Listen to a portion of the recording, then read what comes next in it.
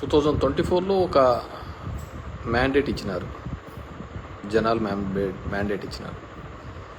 So దాంట్లో కొంతమంది ఇట్సే ఈవీఎంల వల్ల అనేది ఉంది, 49 lakh ఓట్స్ మ్యానిపులేట్ అయినాయి అనేది. స్టిల్ అది ఇంకా ఒక కంక్లూజన్ కోసం అన్ని పార్టీలు మాట్లాడుతున్నారు. అఖిలేష్ యాదవ్ లాంటి వాళ్ళు అయితే నా దాంట్లో 80కి 80 వచ్చినా కానీ నేను ఈవీఎంస్ని అయితే నమ్మే పరిస్థితి లేదు అనే పద్ధతిలో. So I do also believe EVMs అనేది ఇట్స్ ఇదనేది వాట్ ఎవర్ మేబీ. గతంలో చంద్రబాబు నాయుడు బాగాలేదన్నారు, ఇప్పుడు బాగుందంటున్నారు. నేను ఎప్పటికీ ఎలక్ట్రానిక్ డివైజెస్ అనేది మేనేజ్ చేయొచ్చు, మ్యానిపులేట్ చేయొచ్చు అనే దాని మీద నేను పూర్తిగా నమ్ముతాను. So what ever maybe, good or bad అనేది తర్వాత తెలియనుంది. అండ్ కమింగ్ టు ప్రజలందరూ కూడా, మనమందరం కూడా అనుకునే విధంగా అది కానీ లేకపోతే చంద్రబాబు నాయుడు ఇచ్చిన హామీల వల్లనో ఇంకోటో దాని వల్లనో వేసినారు అని ఒక భావన కూడా అందరిలోనూ ఉంది. ఇది కానీ ఆయన ఈ హామీలు నెరవేర్చడం లేదు. ముఖ్యంగా అమ్మఒడిని కావచ్చు, ఇలాంటివి అవన్నీ తీసేస్తున్నాడు అని చెప్పేసి బేసిక్గా వి కాంట్ ఎక్స్పెక్ట్ అద్భుతాలన్నీ అప్పుడే జరుగుతాయని కూడా మనం అనుకోకూడదు. We have to give them time. ఈ ఇయర్ ఎండ్ వరకు కూడా టైం ఇవ్వాలి. ఎందుకంటే వాళ్ళు సంపద సృష్టించి కదా తర్వాత ఇస్తామనేది, ముందైతే ఇస్తామని ఏం లేదు కదా. సంపద సృష్టించడానికన్నా మనం టైం ఇవ్వాలి కదా. సో ఆ సంపద సృష్టించిన తర్వాత మనం వాళ్ళు ఏ మాట వరకు నిలబెడతారు, ఏ విధంగా వాటిని ఇది చేస్తారు అనే దాన్ని మనం మాట్లాడుకోవచ్చు. అంతకుముందు మీ దృష్టికి తీసుకొని రావాల్సినది ఇసుక ప్రభుత్వం ఒక విధానం. అంటే నేను మొదటి నుంచి కూడా ప్రభుత్వం అనేది, గవర్నమెంట్ అనేది అడ్మినిస్ట్రేషన్ చేయాలి కానీ వ్యాపారాలు చేయకూడదు అనేది. దాంట్లో 2 బిగ్ మిస్టేక్స్ వచ్చి, ఒకటి ఇసుక, మందు. ఆ 2 వ్యాపారాలు గవర్నమెంట్ చేయాల్సిన వ్యాపారాలు కాదు, అది థర్డ్ పార్టీ చేయాల్సిన వ్యాపారాలు. మనం అడ్మినిస్ట్రేషన్ చేయాలి. దానివల్లనే మొత్తం చెడంతా మూట కట్టుకున్నామనే ఒక అపవాదం ఉంది. స్టిల్ ఈ గవర్నమెంట్ కూడా అదే కంటిన్యూ చేస్తుంది. వాళ్ళు ఏదైతే మారుస్తామన్నారో వాటిని మార్చకుండా తిరిగి అదే కంటిన్యూ చేయడం జరుగుతుంది. ఇట్స్ వాళ్ళ ఇది. ఇసుక అనేది ఉచితమన్నారు, అది ఏ విధంగా దొరుకుతుందో మనందరికీ తెలిసింది. బట్ మేబీ ప్రజల చేత ఎన్నుకోబడి ఉంటే we have to give time for them. వాళ్ళకు కూడా టైం ఇచ్చి దాని మీద ఏ విధంగా రియాక్ట్ అవుతారు, ఏ విధంగా చేస్తారు, చేయకపోతే ఒక ప్లాట్ఫామ్స్ మీద ఏ విధంగా మన రెస్పాండ్ కావాలా, మహిళలకి ఇచ్చే దాంట్లోకి వచ్చి ఏ పథకాల గురించి ఏమంటారు. సో దాని గురించి మనం పెద్దగా ఆలోచించాల్సిన అవసరం లేదు. దాని గురించి ఇది అనేది నా ఫీలింగ్. అయితే నేనైతే ఈ ఇయర్ ఎండ్ వరకు కూడా వాళ్ళకు ఇవ్వాలి, టైం ఇవ్వాలి. ఇప్పుడు రోజు మనం ఉన్నప్పుడు తెస్తూ ఉంటే అప్పుల వారం అని, మంగళవారం అని అంటుంటారు. ఇప్పుడు చూస్తుంటే దగ్గర 32,000 కోట్లు డిఫరెంట్ రూపాల్లో తీసుకొని వచ్చారు. మరి అది ఎక్కడ ఖర్చు పెడుతున్నారో, ఎవరు ఖర్చు పెడుతున్నారో, ఎలా ఖర్చు పెడుతున్నారో కూడా తెలియటం లేదు. సో అది దాని గురించి ఒకటి. రెండోది చెత్త పన్ను. అప్పుడు వేసినప్పుడు చెత్త పన్ను వేసినందుకు చెత్త ముఖ్యమంత్రి అని కూడా మాట్లాడడం జరిగింది. చెత్త పన్ను అనేది చెత్తను కలెక్ట్ చేసుకోవడానికి ఖచ్చితంగా ప్రపంచ దేశాల్లో కావచ్చు, ఏ దేశంలో కూడా శానిటేషన్ బాగుండాలి అంటే ఖచ్చితంగా ఆ చెత్తను కలెక్ట్ చేసుకోవడానికి ఎవరికో ఒకరికి అప్పచెప్పాలి. లేదంటే నువ్వు తీసుకొని పోయి డంప్ యార్డ్లో వేయలేము కదా, మనం అంతా చెత్త తీసుకొని పోయి. సో దాని ఒక మెకానిజం ఉండాలి. సో ఆ రోజు ప్రతిపక్షంలో ఉన్నప్పుడు వాళ్ళు మాట్లాడినారు ఆ విధంగా వేయకూడదని. కానీ ఇప్పుడు మళ్ళీ వేయచ్చు, అది చెయ్యొచ్చు అనే పద్ధతిలో వాళ్ళు కూడా ఇంప్లిమెంట్ చేస్తున్నట్టు. పవన్ కళ్యాణ్ గారు కూడా అది మళ్ళీ ఎక్కడో ఇంప్లిమెంట్ చేస్తున్నట్టు నేను చూశాను. వెదర్ అది కరెక్టా తప్ప అని కూడా నాకు తెలియదు. కానీ ఖచ్చితంగా చెత్త కలెక్ట్ చేయడంలో మాత్రం నేను అప్పుడు సమర్థిస్తున్నాను, ఇప్పుడు సమర్థిస్తున్నాను. అది పవన్ కళ్యాణ్ గారు అది వేసి ఉన్నా కానీ అది కరెక్టే. ఎందుకు అంటే ఖచ్చితంగా నీ ఇంటి చెత్తను నువ్వు తీసుకొని పోయి డంప్ యార్డ్లో వేయలేవు. ఎవరో థర్డ్ పార్టీ తీసుకొని పోయి అది తడి చెత్త పొడి చెత్తగా వేరు చేయాలా, దాన్ని సాగ్రిగేట్ చేసుకొని తీసుకోకపోతే దానివల్ల ఏదైనా ఉపయోగం ఉంటుంది. సో దాన్ని ఆ రోజు వాళ్ళు ప్రతిపక్షంలో రాజకీయంగా వాడుకోవచ్చు, కానీ ప్రజల శ్రేయస్సు కోసం అయితే దట్స్ బెటర్. లేకుంటే మొత్తం చెత్త అంతా తీసుకొని పోయి కాలువలలో వేస్తారు, ఇంటి ముందర వేస్తుంటారు. దానివల్ల రోగాలు ఇవి తప్ప వేరేది ఏది రాదు. సో సో అది ఆ రోజు వాళ్ళకి తెలియకపోయి ఉండొచ్చు, తెలిసి ఉండొచ్చు, కానీ రాజకీయంగా ఏదో ఒకటి నింద అనేవి వేస్తుండే. ఇప్పుడు మళ్ళీ ఇంప్లిమెంట్ చేస్తున్నారని నేను అనుకుంటున్నాను. ఆ విధంగా చేస్తేనే దానివల్ల ఉపయోగం ఉంటుంది. రెండోది వచ్చి ద మెయిన్ వచ్చి రీసర్వేకి అదేదో జరిగిపోతుందని వద్దు అని చంద్రబాబు నాయుడు చెప్పినారు, అవన్నీ క్యాన్సిల్ చేస్తున్నాను, క్యాబినెట్ అప్రూవ్ అన్నారు, మళ్ళీ నిన్న చూస్తే మళ్ళీ అది కంటిన్యూ చేస్తున్నామని చెప్పడం జరుగుతుంది. రీసర్వేకి సంబంధించి నిర్మలా సీతారామన్ తన బడ్జెట్ స్పీచ్లో కూడా చెప్పడం జరిగింది. ఇవి కొన్ని రిఫార్మ్స్ తీసుకొని రాకపోతే కష్టమని, పట్టణ ప్రాంతాల్లో అయితే GIS అని, జియోగ్రఫికల్ ఇండికేషన్ సిస్టమ్ అని, ఇక్కడైతే రీసర్వే అని, టైటిలింగ్ యాక్ట్ అని ఇలాంటివి తీసుకొని రావాలని, అప్పుడైతేనే మేము కొద్దిగా లోన్స్ ఇవ్వగలుగుతామనే పద్ధతిలో వాళ్ళు మాట్లాడడం జరిగింది. సో ఎందుకు నేను చెప్తున్నానంటే, ఉదాహరణకు మా అనంతపూర్ జిల్లా లాంటి జిల్లాల్లో సర్వే నెంబర్ 50 ఉదాహరణకు ఉంటే ఆ 50లో ఉండాల్సినది 70 ఎకరాల ఎక్స్టెంట్ అయితే 150 ఎకరాలకు పాస్బుక్లు ఉంటాయి. దాంట్లో ఎవడు భూమి మీద ఉన్నాడో, ఎవడు బ్యాంకు లోన్ కోసం దొంగ పాస్బుక్లు పెట్టుకున్నాడో కూడా ఎవరికి తెలియదు. ఆ విధంగా మా జిల్లాలో దగ్గర 25 లక్షల ఎకరాలకు ల్యాండ్ కంటే ఎక్కువ పాస్బుక్స్ ఉన్నాయి. అవన్నీ ఫిల్టర్ కావాలి, అవన్నీ క్లియర్ కావాలంటే ఖచ్చితంగా రీసర్వే తప్ప వేరే దారే లేదు.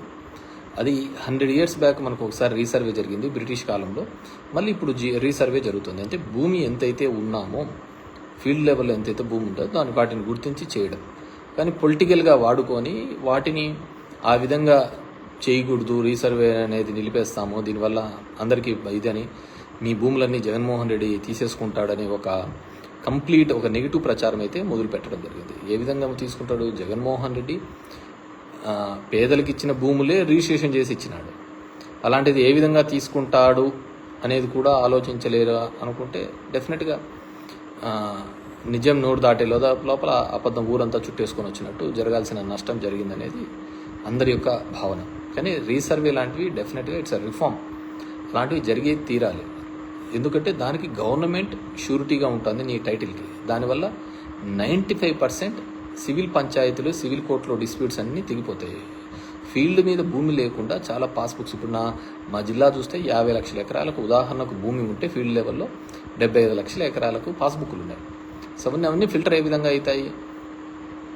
కాబట్టి వాటన్నిటినీ కూడా ఏ విధంగా చేస్తారు అని అంటే మళ్ళీ రీసర్వే ద్వారానే అవన్నీ రెక్టిఫికేషన్ అనేది కావడం జరుగుతుంది.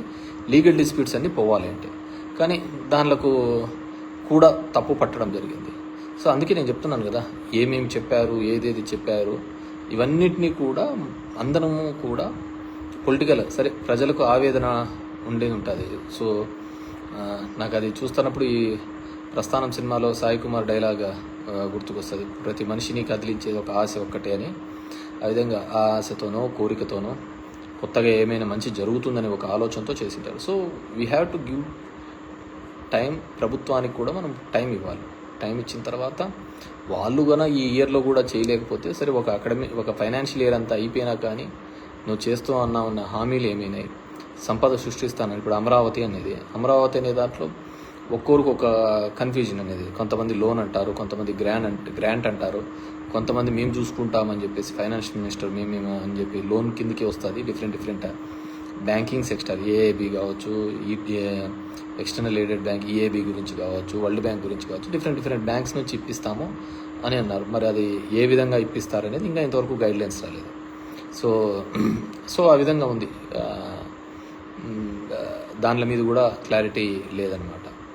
సో ఓవరాల్గా we have to give, because మనకు చేస్తామనేది ఎటువంటి ట్యాక్సేషన్ లేకుండా, కొత్తగా ట్యాక్సులు విధించకుండా, పెంచిన కరెంటు ఛార్జీలు తగ్గిస్తామని, పెరిగిన ఛార్జీలు తగ్గించి, ఎటువంటి ట్యాక్స్ లేకుండా సంపద సృష్టించి వాటి ద్వారా పథకాలు ఇస్తామని చెప్పేసి.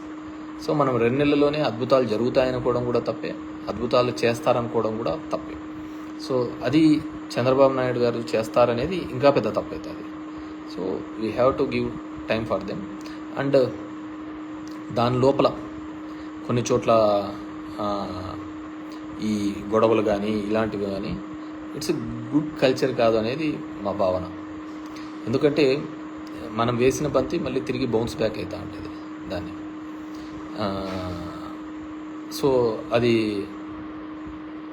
మళ్ళీ వెనక్కి వస్తూ ఉంటుంది. సో అది చాలామంది మనల్ని ఎంకరేజ్ చేయొచ్చు, ఎంటర్టైన్ చేయొచ్చు, ఇలాంటివి చేయండి అని చెప్పేసి. మళ్ళీ అది రివర్స్ వచ్చినప్పుడు వాళ్ళు ఎవరు మనకు కనపడరు అనమాట. సో అవన్నీ కూడా మనం జాగ్రత్తగా మన మాట తీరు ఇదన్నీ కూడా జాగ్రత్తగా ఉంటే మనకి కూడా బాగా పీస్ఫుల్గా ఉంటుంది అనమాట. సో అంటే బేసిక్గా నేనేంటంటే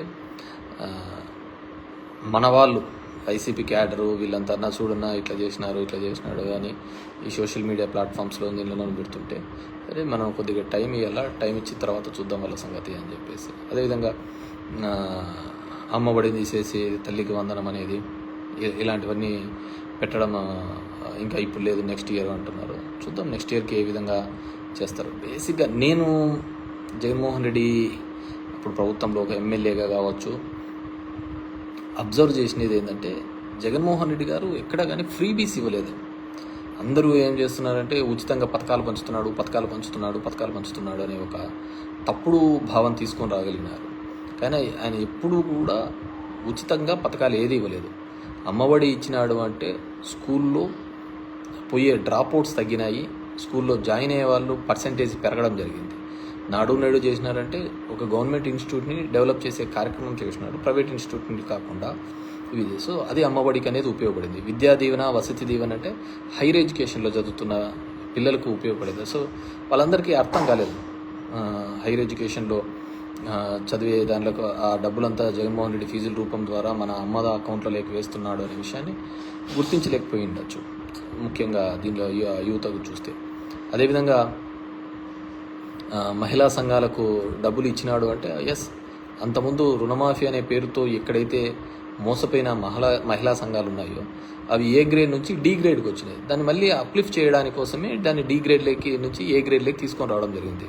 98% రీపేమెంట్ అంతా మనమే చేసినాం కాబట్టి మొత్తం అంతా తీసుకొని రావడం జరిగింది. ఈ విధంగా బ్యాంకింగ్ సిస్టమ్ కావచ్చు, ప్యారలల్గా కావచ్చు, ఒక వ్యవస్థ ఇప్పుడు ఆటోలనే కావచ్చు, అదేవిధంగా నాయ బ్రాహ్మణ్స్ కావచ్చు, ఇవన్నీ వ్యవస్థలు ఎక్కడ ఊరికి వెళ్ళాం. ఈ కుల వృత్తులు ఇవన్నిటినీ కూడా ముందుకు తీసుకొని అంతరించిపోతున్న దానికి ఇప్పుడు నేతన్న నేస్తం కావచ్చు, ఇవన్నీ కూడా అంతరించిపోతున్న ఒక వృత్తిని బతికించడం కోసం చేసిన ఒక ప్రయత్నం అంతే. సో దాన్ని అన్నింటినీ ఉచితంగా పనిచేస్తున్నాడు అని చెప్పిన అంతకంతే మించి పంచుతున్నాడు అనేది. అదేవిధంగా ఉద్యోగ కల్పనలో కూడా ఇప్పుడు అందరూ శ్వేతపత్రాలు అందరూ రిలీజ్ చేస్తున్నారు అనమాట. ఎన్ని ఉద్యోగాలు ఇచ్చినారు, ఏమి ఇచ్చినారు అని. అది వాళ్ళ టెన్యూర్లో 14 to 19 ఎన్ని ఇచ్చినారని చెప్పినా కూడా బాగుండేది అనమాట.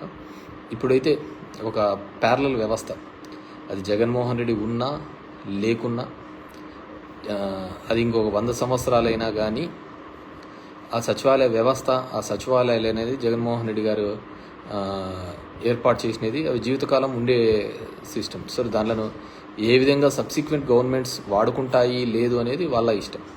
సో అది we have to check. So ఇలా వివిధ కారణాల వల్ల అన్నీ ఉన్నాయి.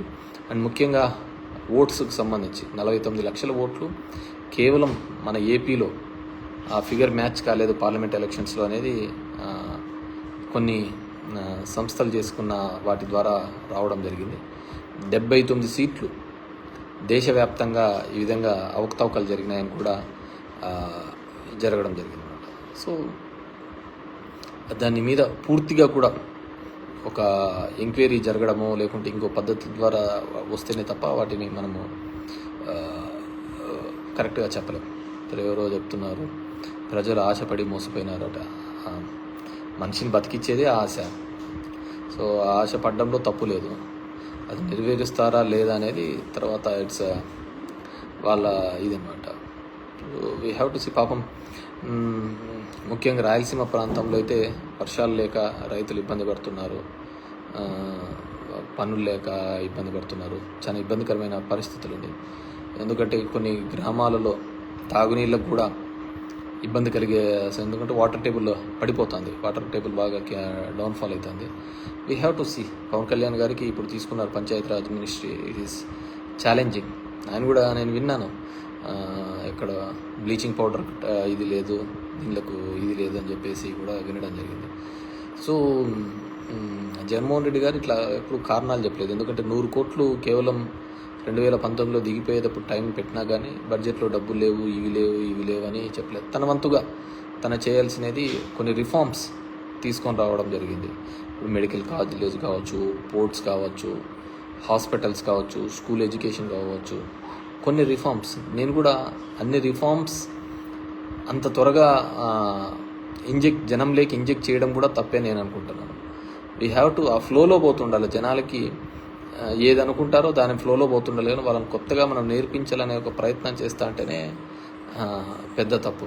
దానికి బేసిక్ పెద్ద ఉదాహరణ నేనే అనమాట. నాదే లైవ్ ఎగ్జాంపుల్. ఎందుకు నేను లైవ్ ఎగ్జాంపుల్ అంటే, ఇప్పుడు పబ్లిక్ రిప్రజెంటేటివ్స్ జనం దగ్గరికి పోరు, జనంతో మాట్లాడరు, వాళ్ళ దగ్గరికి వచ్చిన వాళ్ళనే కలవడం బరువుగా ఉంటుంది. అలాంటిది నేను ఒక కొత్త సిస్టమ్ని తీసుకొని వచ్చి వీళ్ళే వాళ్ళ దగ్గరికి పోయి తీసుకోపోవడం జరిగింది. దానికి ఎన్నో నిందలు మోయడం తప్ప నాకు వేరేది ఏంది జరగలేదు. అదే మర్యాదగా నేను ఇంటికాడ కూర్చున్నా కానీ నాకు ఈ నిందలు తప్పేటివి, నా పని నేను చూసుకున్నా కానీ నేను జనం దగ్గరికి పోవడంతో నాకు నిందలు ఓటమి తప్ప నాకు నేను పెద్దగా మూట కట్టుకునేదంటూ ఏమీ కనపడలేదన్నమాట. సో అపవాదులు తప్ప మూట కట్టుకునేది ఏంది లేదు. సో అట్లుంటుంది. కాబట్టి ఎప్పుడే కానీ సిస్టంలో ఏ విధంగా అలవాటు పడితే దాని ప్రకారమే పోవాల. అదేంటి అంటే, రాజకీయ నాయకులు అనేది ప్రజలకు దూరంగా ఉండాలా, ఎలక్షన్లప్పుడు కనపడాలా, వాళ్ళకి అబద్ధాలు చెప్పాలా, అబద్ధాలకు నచ్చితే వాళ్ళకు ఇది చేస్తూ అంటారు, నమ్ముకుంటే వేయరు. ఇంకా దీంట్లో మంచని చెడు అనేది అనవసరమైన విషయం. అండ్ రెండోది, చంద్రబాబు గారు నిజమైన రాజకీయ నాయకుడైతే అసలు ఏ పథకాలు చేయకూడదు. ఎందుకు చేయకూడదు అని నేను అంటానంటే, ఇన్ని పథకాలు చేసి ఎటువంటి అవినీతి లేకుండా ప్రజలకు అందించాలి అని జగన్మోహన్ రెడ్డి గారు అనుకున్నారు. ఆ విధంగా అనుకోవడం వల్లనే కదా జగన్మోహన్ రెడ్డికి 11 సీట్లు వచ్చినాయి. అదొక పొలిటికల్ లాగా చేసి ఇంకో విధంగా చేసింటే, ఇప్పుడు అందరూ అదే చెప్తున్నారు కదా, వాలంటీర్ అనే వ్యవస్థను తీసుకొని రావడం ద్వారానే పార్టీకి దానికి దూరం అయిపోయింది అనేది అందరి యొక్క భావన. సో వాలంటీర్ వ్యవస్థ ద్వారా అవినీతి లేకుండా చేయాలి అనేది జగన్మోహన్ రెడ్డి యొక్క ఆలోచన. అది నచ్చలే జనాలకు. లేదు, మేము ఇలాగే తిరగల్లా, మేము అందరి రాజకీయ నాయకుల ఇళ్ళ దగ్గరికే పోవల్లా, తిరగల్లా, ఇవ్వల్లా, మమ్మల్ని సతాయించల్లా, అప్పుడు కానీ మాకు ప్రభుత్వం నుంచి అందకూడదు అనే పద్ధతిలో ఆలోచించినారు. So we have to accept. సో ఇప్పుడు గన చంద్రబాబు నాయుడు పథకాలు ఇవ్వడం మొదలు పెడితే అందరూ అంటారు కదా, ఏమని అంటారు, జగన్ రెడ్డి బాగా చేసినారు లేప, జగన్ రెడ్డి చేసిన దానికి మీరేం చేసినారు, ఇప్పుడు నేను చేసినా అవే చేస్తాము, కాబట్టి నా స్టైల్ వేరు అనే తన స్టైల్లో తన ఫంక్షనరీ మొదలు పెడతాడు. సో అదే ఫంక్షనరీ ఇప్పుడు మొదలు పెట్టినాడు అని నేను అనుకుంటున్నా. మళ్ళీ తన ఫంక్షనరీ మొదలు పెట్టాడు అని నేను అనుకుంటున్నాను. సో నిజంగా అంటే అప్పుడు ఒక మోడల్ అయ్యేది. జగన్మోహన్ రెడ్డి సక్సెస్ అయ్యి ఉంటే పేదవాళ్లకు సాయం చేయాలి, పేదవాళ్లకు ఆదుకోవాలి అనేది ఒక ఎగ్జాంపుల్గా నిలిచేది. ఇప్పుడు ఆయన చేసిన తర్వాత కూడా ఓడిపోయినాడు కాబట్టి, తన పార్టీ రాలేదు కాబట్టి, సో అది నెక్స్ట్ జనరేషన్స్కి అది ఎప్పుడు ఒక ఎగ్జాంపుల్ కానే కాదు. సో అది నెక్స్ట్ జనరేషన్కి అది ఎగ్జాంపుల్ కానే కాదు. సో నెక్స్ట్ జనరేషన్కి ఇంకోటి ఎగ్జాంపుల్, చంద్రబాబు ఇంకో పద్ధతిలో ఆలోచించాలి, అది పథకాల రూపంలో కాకుండా ఇంకో పద్ధతిలో ఆలోచించాలి. సో అతను అదే సంపద సృష్టిస్తాను అనే ఒక పద్ధతిలో ఆలోచించాడు. అది ఎంతవరకు సంపద సృష్టిస్తాడు ఏంది అనేది మనం we have to wait and see. So ఆయన చేయలేదు, ఇది చేయలేదు అని చెప్పేసి పెద్దగా కంగారు పడద్దండి, పెద్దగా ఆలోచించద్దండి. అండ్ బాగా బీ రిలాక్స్. ఈ మధ్యకాలంలో కొన్ని మంచి మూవీస్ వచ్చినాయి, కల్కిను, మహారాజా, ఇట్లా. నాకు ఆ సినిమాలు కూడా గుర్తుకొస్తాయి. ఏమన్నా పన్నా జగన్మోహన్ రెడ్డికి చెప్పండి, టికెట్ రేట్లు తగ్గియాలా అని చెప్పేసి పడి ఆ సినిమా వాళ్ళతో అందరితో నిష్ఠూరాలు తప్ప వేరేది ఏమన్నా ఉందా? ఎవరు లైఫ్ వాళ్ళు ఉంటాండ్రి. ఆ టికెట్లు తగ్గేలా, సామాన్యులకి ఇది కావాలా, అంతంత రేట్లు ఉండకూడదని ఆయన ఏదో కొన్నాడు. పడితే అందరితో ఈరోజు నిష్ఠూరాలు తప్ప వేరేది ఏమన్నా మూట కట్టుకున్నాడు ఆయన? ఏం మూట కట్టుకోలే కదా. అలా ఉంటుంది.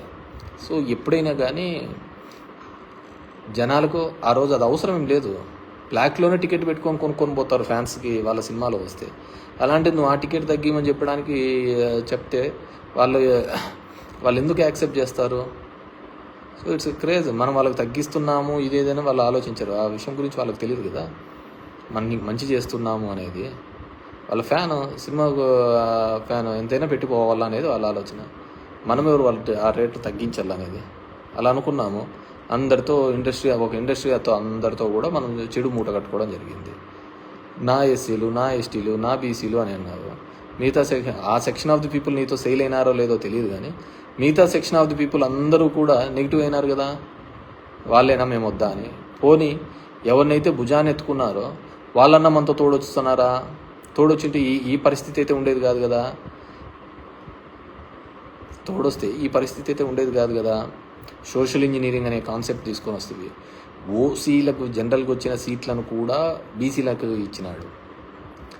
ప్రతి ఇద్దరు వైస్ ఎంపీపీలు ఉంటే ఒక వైస్ ఎంపీపీ ఖచ్చితంగా బీసీ కానీ ఎస్సీ కానీ ఉండాలి, మహిళ కానీ ఉండాలి అన్నారు. సో హీ వాంట్స్ టు ఒక revolution. These are all accept చేసుకోవడానికి పబ్లిక్ లేరు. పబ్లిక్ ట్రెడిషనల్గా వచ్చే పద్ధతినే యాక్సెప్ట్ చేశారు తప్ప ఇవన్నీ వాళ్ళు యాక్సెప్ట్ చేసుకోవాలా అనే పద్ధతికి ఆలోచించుకోలేదు. అరే మన కోసం ఆలోచిస్తున్నాడు, నా బీసీ, నా ఎస్సీ, నా ఎస్టీ అని మా గురించి ఒకరు ఆలోచిస్తున్నారు అనేది ఆలోచించలేదు. సో ఇట్స్ వర్టికల్లీ పార్టీ లైన్లో డివైడెడ్గా ఉన్నప్పుడు అవన్నీ ఆలోచించలేదు. జగన్మోహన్ రెడ్డి ఆలోచించినాడు. సో ది మిగతా సెక్షన్ ఆఫ్ ది పీపుల్లో అది ఖచ్చితంగా ఒక నెగిటివ్గానే కనపడింది వాళ్ళకు. సో అది ఇంకా స్ట్రెస్ చేయడంతో ఇంకా ఎక్కువ ఉంది. పోనీ మమ్మల్ని ఓన్ చేసుకుంటున్నాడు కదా, మమ్మల్ని ఏ ముఖ్యమంత్రి కూడా, ఏ పార్టీ కూడా ఇన్ని పదవులు ఇచ్చి ఈ విధంగా మమ్మల్ని దగ్గరగా చేసుకున్నారు కదా అనే ఫీలింగ్ వాళ్ళు కూడా ఎక్స్ప్రెస్ చేయలేదు. వాళ్ళు కూడా చూపించలేదు అన్నమాట. మమ్మల్ని ఇంతగా చేసినారు కదా, మాకు ఈ విధంగా ఒక రాజ్యాంగబద్ధమైన పదవులు ఇచ్చినారు కదా, సరే ఆ పదవులకు ఏ విధంగా ఉంది ఏముంది అనేది తర్వాత. ఎంతోమందిని పక్కన పెట్టి ఇచ్చినాడు మమ్మల్ని. వాళ్ళకు వచ్చిన ఆపర్చునిటీని కూడా తీసేసి మాకు ఇచ్చినాడు కదా, సో మనం ఉండాలి కదా అనేది కూడా లేకపోయిందనమాట.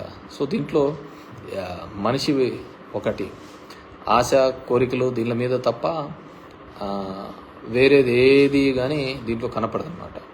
సో మనము అంత చేసినా కానీ ఏ విధమైన పరిస్థితి కనపడలేదు.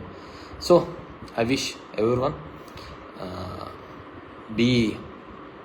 be positive. This 4 years we have to go ahead. YCP వాళ్ళందరికీ కూడా. సో అందరూ కూడా బీ పాజిటివ్. సో ఉంటారు పాపం. జగన్మోహన్ రెడ్డి గారిని ఆలోచించండి.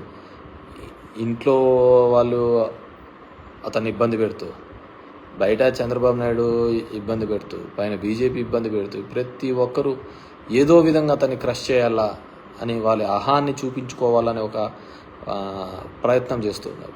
So at this point of time మనమందరం కూడా వైసీపీ పార్టీకి ఆయనకు తోడుగా ఉండాల్సిన బాధ్యత. నాకు తెలిసి ఆయన ఎవరికే కానీ తెలిసి అయితే నష్టం జరిగిండదు. సో డెఫినెట్గా ఒక పొలిటికల్ డ్రివన్ తప్ప, రాజకీయంగా తీసుకోకపోవడం తప్ప ఆయన అన్నీ కూడా ప్రతి ఒక్కరికి కూడా మంచి చేసే ఒక ప్రయత్నమే చేసినాడే తప్ప ఎక్కడే కానీ నెగిటివ్ చేయలేదు. ప్రతి ఒక్కరికి మంచి చేయాలనే ఒక ఆలోచన తప్ప వేరేది ఏం చేయలేదు. సామాన్యుల వరకు కూడా ఒక మంచి చేయాలనే ఒక ఆలోచన తప్ప వేరేది ఏం చేయలేదు. సరే ఉండొచ్చు, రాజకీయంగానే చూసుకోలేదు. ఇప్పుడు ఎఫ్పీ షాప్స్ ఉన్నాయి ఒక పల్లెలో, ఒక గ్రామంలో. ఎఫ్పీ షాప్ అంటే ఆ ఊర్లో ఉన్న పెద్ద లీడర్ దగ్గరకు ఉంటుంది. అది జనాలందరూ అతని దగ్గరికి పోతుంటారు, లైన్లో నిలబడుతుంటారు, తెస్తుంటారు. జగన్మోహన్ రెడ్డి ఒక కొత్త పద్ధతి తీసుకొని వచ్చినాడు. ఒక వ్యాన్ పెట్టాలని, అది ఇంటింటికి పోయి ఇవ్వాలని. సో అక్కడ అతను బాధపడినాడు, వీళ్ళకు సాటిస్ఫాక్షన్ లేదు. అలా మల్టిపుల్ రీజన్స్తో ఈ విధంగా ఉంది. So that's it for now. So అందరినీ కూడా be positive and we have to అందరం కూడా జగన్మోహన్ రెడ్డి గారికి తోడుగా ఉందాం, అండగా ఉందాం. అతన్ని అన్ని విధాలుగా కూడా ఇబ్బంది పెట్టే ప్రయత్నాలు చేస్తూ ఉంటారు ఎమ్మెల్యే క్యాండిడేట్స్కి. రాజకీయంగా ప్రతి గ్రామంలోనూ, ప్రతి ఊర్లోనూ, ప్రతి వార్డులలోనూ కూడా ఇబ్బంది పెట్టాలా అనే ఒక ఆలోచన విధానంతో చూస్తుంటే ఇప్పుడు ఒక కొత్త ట్రెండ్ వస్తుందన్నమాట. మామూలుగా రాజకీయ నాయకులు కొట్లాడుకుంటూ ఉంటారు, అయిపోతుంటుంది.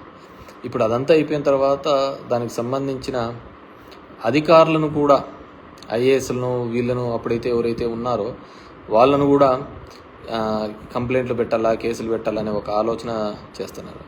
So we have to wait and see. నాకు అనిపిస్తూ ఉంటుంది అదంతా దేశంలోని దరిద్రాలకు అన్నిటికీ కూడా రాజకీయ నాయకులైనా కారణము. దెర్ ఆర్ మెనీ సిస్టమ్స్ ఉన్నాయి కదా, వ్యవస్థలు చాలా ఉన్నాయి కదా, కానీ ఎందుకు ఒక రాజకీయ నాయకుడు మాత్రమే దీనికి వస్తాడు అంటే 5 ఏళ్ళకి ఒకసారి ఓట్లకు వస్తున్నాడని ఆ విధంగా ఉంటుంది. ఇప్పుడు if you look in to the 4 pillars అనుకుంటే జ్యుడిషియరీ కావచ్చు, మీడియా కావచ్చు, ఎగ్జిక్యూటివ్ కావచ్చు, కాన్స్టిట్యూషనల్ పొలిటికల్ కావచ్చు, ఏదైనా కావచ్చు, దీనిలో కేవలం ఒకటిదే తప్పు ఉందంటారా? I don't think so.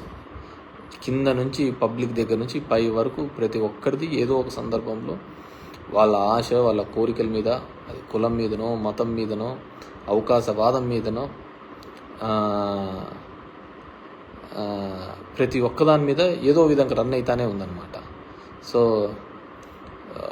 ఇవన్నిటినీ కూడా అండ్ ఫ్యాక్షనిజం పెరుగుతుందని ఎవరో పెట్టారు, పురుషోత్తం అంట. ఎస్, డెఫినెట్గా ఇవన్నీ కూడా ఫ్యాక్షనిజానికి తోడుగు అయ్యేటివే.